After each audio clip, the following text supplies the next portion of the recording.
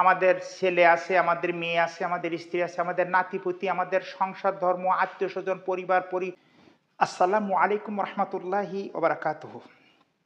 আলহামদুলিল্লাহি রাব্বিল আলামিন, ওয়াসসালাতু ওয়াসসালামু আলা সাইয়্যিদিল মুরসালিন ওয়া আলা আলিহি ওয়া আসহাবিহি আজমাইন।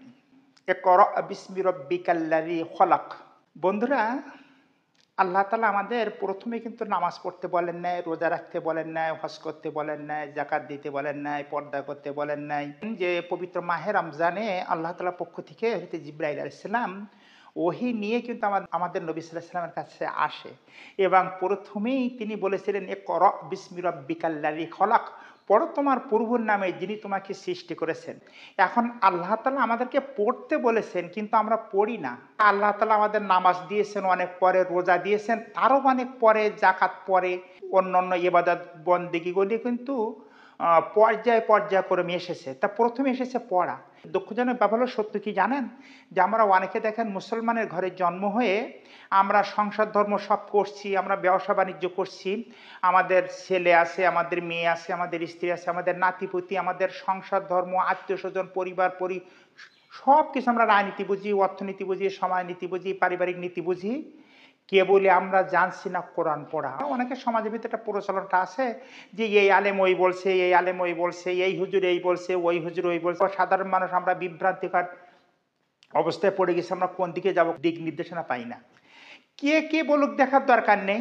আল্লাহ তাআলা তোমাকে চোখ দিয়েছে, আল্লাহ তাআলা তোমাকে ব্রেন দিয়েছে, আল্লাহ তাআলা তোমাকে মেধা দিয়েছে। তুমি কি করো? তুমি শেখো।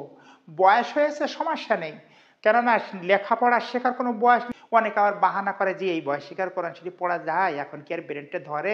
ব্রেনটা তোমার ওটা ধরে না, জমি কিভাবে বাড়ানো যায়, কিভাবে আরেকতলা বিল্ডিং করা যায়, কিভাবে ব্যবসাটা একটু পরিধি একটু বড় করা যায়, এসবগুলি ব্রেনটা ধরে, কেউ ধরে না কোরআন শরীফ পড়াটা।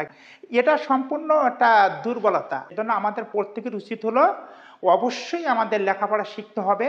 লেখাপড়া শিখে আমাদের জ্ঞান অর্জন করতে হবে, কোরআন পড়তে হবে, হাদিস পড়তে হবে, ইসলামী সাহিত্য পড়তে হবে, আমাদের ধর্মীয় বই পুস্তক পড়তে হবে। তাহলেই না আমরা জানতে পারবো আল্লাহ তাআলা আমাদের কোন উদ্দেশ্যে সৃষ্টি করেছিলেন, আমাদের করণীয় কি, আমাদের বর্জনীয় কি, আমাদের গন্তব্যস্থল কোথায়, আমরা কি কাজ করলে পরে জাহান্নাম থেকে মুক্তি পাবো, কি কাজ করলে পরে জান্নাতে যেতে পারবো।